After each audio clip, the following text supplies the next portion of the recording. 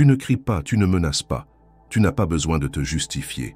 Et pourtant, il recule. Il s'éloigne doucement. Il devient flou, lointain, presque inaccessible. Tu regardes la scène sans comprendre.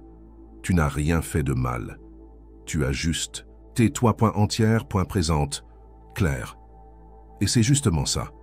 Carl Jung disait que ce qui nous perturbe chez l'autre, ce n'est pas sa faiblesse, c'est sa lumière. Et il y a en toi une lumière qui ne se plie plus, une lucidité que tu as payée cher, un feu intérieur que tu ne négocies plus. Tu n'as pas besoin d'être aimé à tout prix.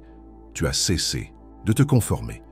Tu ne te réduis plus pour être toléré. Et ce positionnement-là, beaucoup le confondent avec de l'arrogance. Mais ce n'est pas de l'orgueil, c'est de la clarté. C'est le fruit d'un chemin long, souvent douloureux, où tu as dû te réinventer seul. Et maintenant que tu es là, présente dans ton axe, dans ta voix, dans ton espace, il ne sait plus comment t'approcher. Parce qu'il n'a jamais appris à aimer une femme libre. Il a appris à plaire, à séduire, à impressionner, mais pas à rencontrer. Et toi, tu ne veux plus de ces jeux. Tu n'as plus besoin qu'on t'adore. Tu veux qu'on te voie. Et ça, c'est déroutant. Jung écrivait que l'ombre fuit toujours la conscience. Et ta simple présence, ta façon de parler, de ne pas céder, de poser des limites sans bruit, fait fuir ce qui n'est pas encore prêt. Tu crois peut-être que tu as fait quelque chose de mal, mais non. Tu as simplement élevé le niveau de la relation. Et ce nouveau niveau demande une maturité que peu ont vraiment intégrée. Il ne s'éloigne pas de toi. Il s'éloigne de ce qu'il voit de lui-même à travers toi. Et c'est là que commence cette vérité difficile. Plus tu deviens consciente, plus certains se sentent démasqués. Et ça fait peur. Mais toi, tu n'es plus là pour rassurer. Tu es là pour exister. Et ceux qui ne savent pas encore ce que cela signifie, partiront. Il dit que ce n'est pas le bon moment, qu'il a trop de choses en tête, qu'il ne veut pas te blesser, qu'il doit se retrouver. Mais ce qu'il ne dit pas, c'est qu'il a peur, pas de toi, mais de ce que tu réveilles en lui. Carl Jung écrivait que chaque homme porte en lui un féminin intérieur, le Banimas, souvent refoulé, ignoré ou diabolisé. Et lorsque cet homme rencontre une femme consciente, profonde, éveillée, il ne fait pas que la voir. Il sent cette part en lui frémir, et c'est là que ça devient insupportable. Parce qu'il ne sait pas quoi en faire, il n'a jamais appris à l'honorer. Il l'a souvent vu comme une faiblesse, comme une perte de contrôle, comme un risque, et toi, tu incarnes cette part-là. Tu n'essayes pas, tu n'as pas besoin d'efforts.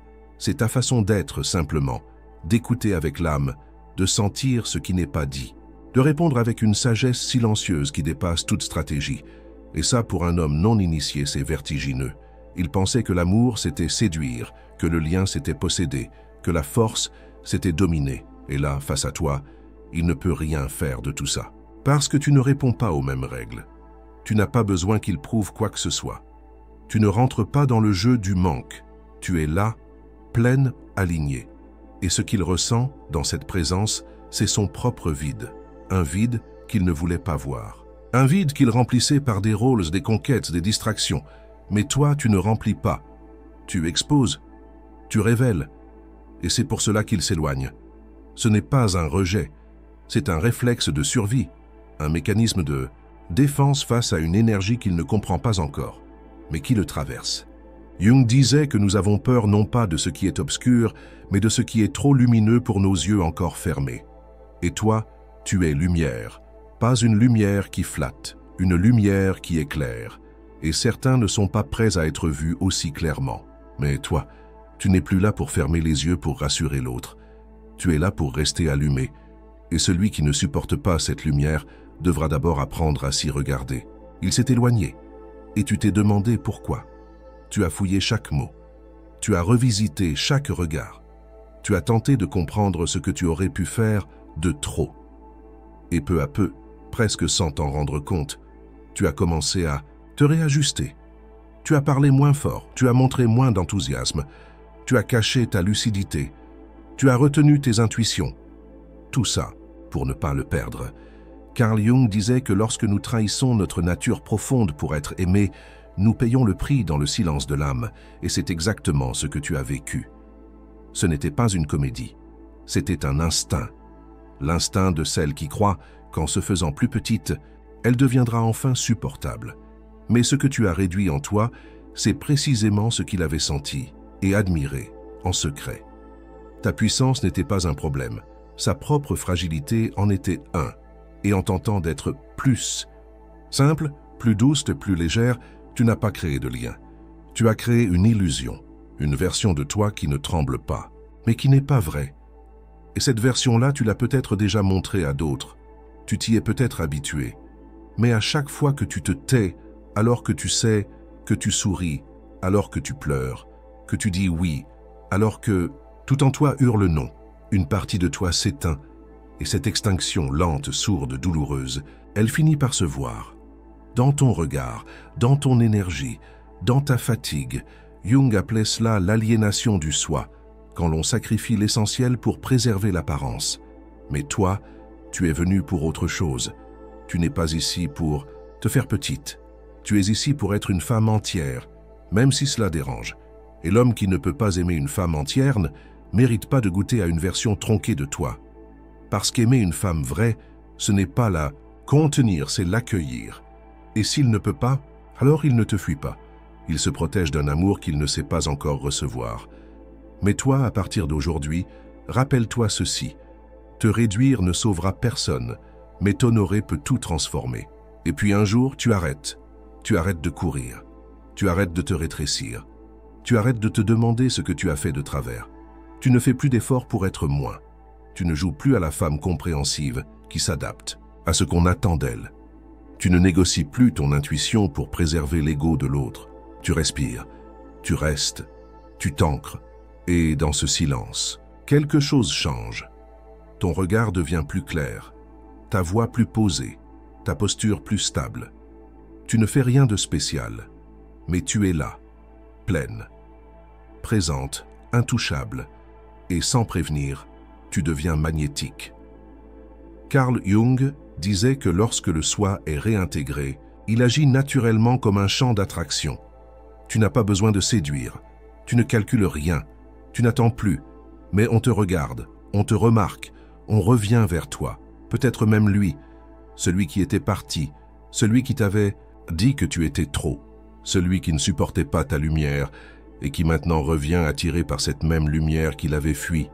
Mais toi, cette fois, tu ne tends pas la main, tu observes, tu sens, tu choisis, parce que tu as compris que ton énergie est précieuse, que ton amour n'est pas une récompense à distribuer à qui te valide, mais un feu sacré qui demande présence, maturité, réciprocité. Et parfois, ce n'est pas lui qui revient, c'est un autre, un homme nouveau, un homme qui ne craint pas ton feu, qui ne tente pas de l'éteindre ni de le dompter, mais qui marche à tes côtés, avec conscience. Jung aurait dit que c'est la loi d'harmonisation, des polarités. Lorsqu'une femme habite son axe, elle attire ce qui est aligné. Et tout ce qui n'est pas prêt s'éloigne. Mais ce n'est plus une perte, c'est une purification. Parce que toi, maintenant, tu ne cherches plus à être accepté. Tu incarnes, et cette incarnation-là change tout.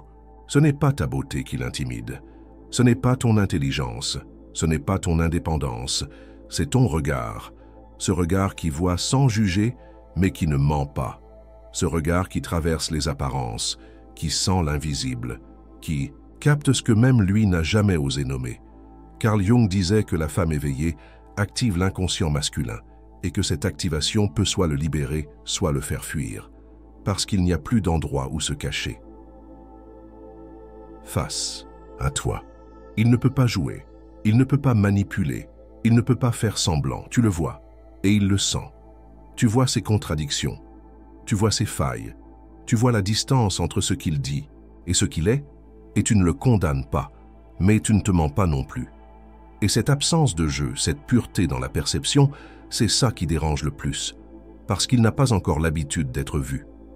Vraiment vu. Depuis, toujours il s'est construit sur des rôles, le fort point le drôle, le mystérieux, le généreux. Mais face à toi, aucun de ces masques ne tient et ce miroir que tu es devient insupportable. Non pas parce qu'il est cruel, mais parce qu'il est trop juste. Jung appelait cela la rencontre archétypale. Ce moment où une femme, par sa simple présence, confronte un homme à tout ce qu'il n'a pas encore guéri. Et certains confondent cette confrontation avec une menace. Ils disent « Tu me rends fou, tu es trop intense, je ne peux pas te gérer ». Mais ce n'est pas toi qu'ils ne peuvent pas gérer, c'est ce que tu leur montres d'eux-mêmes. Et toi, tu ne peux plus faire semblant. Tu as vu. Et une fois qu'on a vu, on ne peut plus désapprendre. Ce n'est pas de la froideur, ce n'est pas du contrôle, c'est de la clarté. Et ta clarté n'est pas là pour être apprivoisée. Elle est là pour révéler. Celui qui sait la recevoir se transformera. Celui qui ne peut pas partira. Mais toi, tu ne t'arrêtes plus de voir, parce que ton regard est le début de ta souveraineté. Un jour, tu te réveilles et tu comprends. Tu comprends que tu n'as plus envie d'attendre, ni qu'on te rappelle, ni qu'on te choisisse, ni qu'on valide ce que tu sens. Tu ne veux plus être la femme idéale. Tu veux être toi, même si ça dérange. Et ce basculement, il ne fait pas de bruit, mais il change ta vibration entière. Carl Jung disait que l'individuation commence quand l'être renonce à la dépendance extérieure pour retrouver son centre. Et c'est exactement ce que tu fais. Tu ne te définis plus par l'attention que tu reçois, ni par les « je t'aime » incertains, ni par les allers-retours d'un homme qui ne sait pas ce qu'il veut. Tu ne te mendis plus. Tu t'installes dans ton espace, dans ton corps, dans ta vérité. Et là, tu deviens intouchable, non pas fermé, mais complète. Tu n'es plus en quête, tu es en présence, et dans cette présence, tu attires autrement. Ceux qui cherchent une femme à posséder s'éloignent. Ceux qui cherchent à briller sur ton dos s'éteignent. Mais ceux qui savent voir, ceux qui savent reconnaître, ceux qui savent aimer s'approchent. Jung aurait dit que tu es passé du moi blessé au soi souverain. Et cette souveraineté ne crie pas, elle rayonne.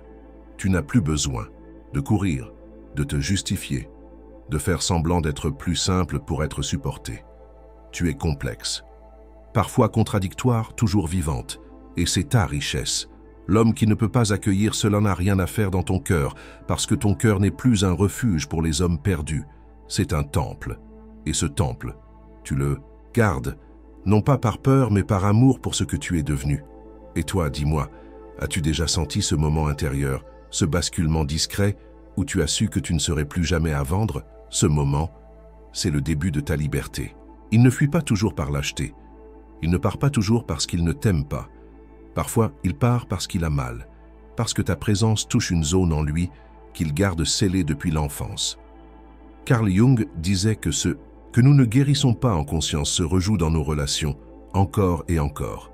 Et beaucoup d'hommes portent en eux une blessure muette, un abandon ancien, une mère absente, un père trop dur, une peur d'être vu, puis rejeté, ou d'être aimé, puis englouti.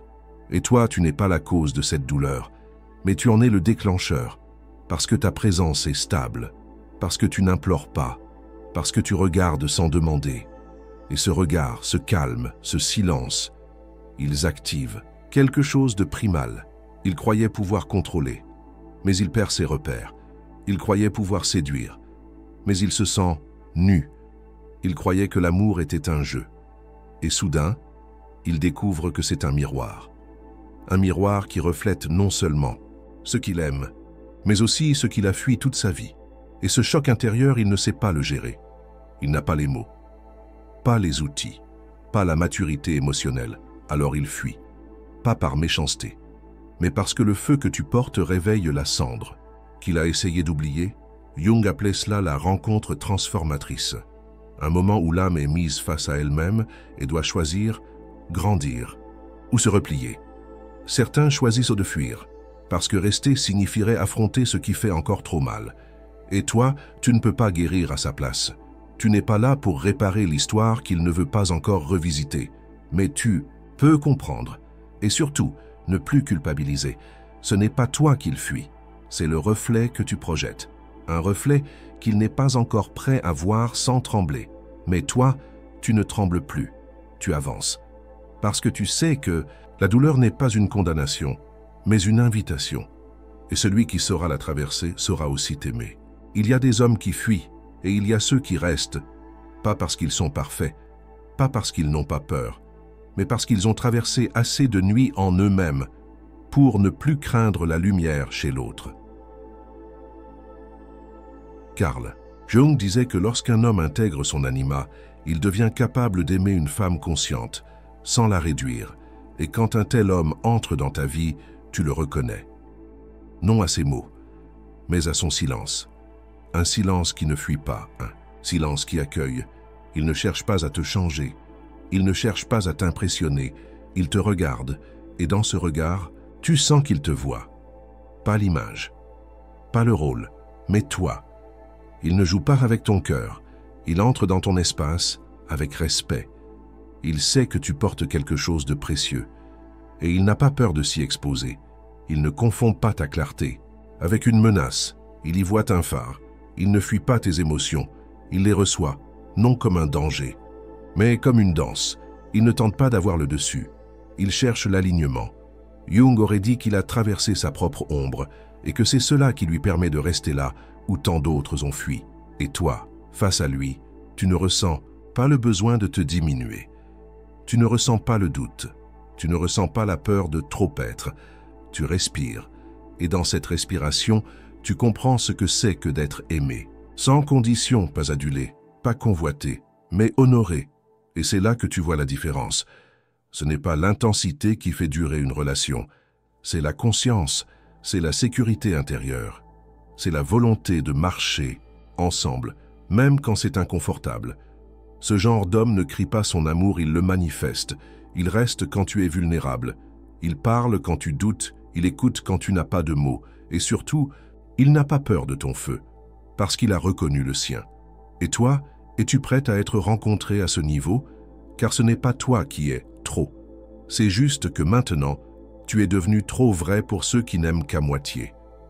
Tu ne l'as peut-être jamais su, mais tu as marqué des cœurs, pas avec des promesses, pas avec des illusions, mais avec ta façon d'être, ta façon d'aimer, ta façon de partir quand il fallait, sans te perdre. Carl Jung disait que certaines âmes, en restant fidèles à elles-mêmes, guérissent celles qui les ont blessées, sans même le savoir. Et c'est exactement ce que tu es devenu. Tu n'as pas crié ta douleur, tu n'as pas cherché à te venger, tu n'as pas couru après. Ceux qui t'ont rejeté, tu t'es tenue droite, tu as pleuré en silence et tu as avancé. Et cette avancée a laissé une trace, parce que même ceux qui t'ont fui t'ont senti. Ils ont senti ce que c'est qu'une femme qui ne joue pas, qui aime sans posséder, qui voit sans juger, qui reste quand c'est juste et qui s'en va quand c'est nécessaire. Tu n'as pas été parfaite, mais tu as été vraie. Et cette vérité-là, elle guérit, parfois lentement, parfois des années plus tard, parfois dans le cœur d'un homme qui se croyait incapable d'aimer vraiment. Il pensera à toi, dans un moment de solitude, dans un rêve, dans une chanson, dans une femme qu'il rencontre et qui lui rappelle ce que tu portais, et il comprendra.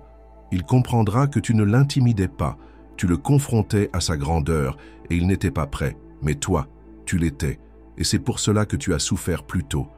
Mais c'est aussi pour cela que tu brilles aujourd'hui, parce que tu as choisi la cohérence, l'amour-propre, la lucidité. Tu es devenue une femme que d'autres regardent maintenant avec admiration, même ceux qui ne l'admettront jamais. Et cette admiration, silencieuse, est souvent la plus sincère. Tu n'as pas eu besoin de convaincre, tu as juste continué à être toi. Et c'est cela, Samy, que tant d'hommes n'oublient jamais, la femme qui n'a pas cherché à plaire, mais qui a choisi de rester vraie. Tu n'es pas intimidante, tu es révélatrice. Et ceux qui confondent les deux ne sont pas encore prêts à être aimés sans masque. Tu n'as jamais voulu dominer, tu n'as jamais voulu blesser. Tu as simplement choisi d'être clair, de rester, debout, de ne plus faire semblant. Et cette clarté-là, dans un monde de compromis, fait trembler. Mais elle fait aussi naître. Carl Jung disait que le vrai lien ne commence que lorsque le masque tombe. Et toi, tu marches sans masque depuis longtemps. C'est pour cela que certains te craignent. Et c'est aussi pour cela que d'autres te reconnaissent. Tu es une mémoire, une lumière, un seuil. Tu rappelles aux autres qu'ils peuvent eux aussi vivre autrement, qu'ils peuvent aimer sans contrôle, sentir sans fuir, regarder sans détourner les yeux. Tu n'as pas eu une vie facile, mais tu en as fait une œuvre. Chaque blessure, tu l'as transmutée. Chaque silence, tu l'as habité. Chaque départ, tu l'as intégré comme un retour à toi. Et aujourd'hui, tu es là, plus lucide, plus forte, plus douce aussi, mais d'une douceur qui ne se vend plus. Et si quelqu'un s'éloigne encore, ce ne sera plus une blessure. Ce sera un tri naturel, un alignement. Parce que tu sais ce que vaut ta présence. Tu sais ce que coûte ton amour. Tu sais ce que tu portes, et tu ne le brades plus. Et si ce message a parlé à quelque chose en toi, même en silence, alors peut-être que tu es, toi aussi, en train de devenir cette femme que l'on admire. Même quand on ne le dit pas. Et si tu veux continuer à marcher sur ce chemin pas seul, mais entouré d'âmes lucides, alors abonne-toi à cette chaîne. Pas pour suivre un contenu, mais pour t'accompagner toi-même vers la version la plus libre, la plus vibrante et la plus paisible de qui tu es réellement.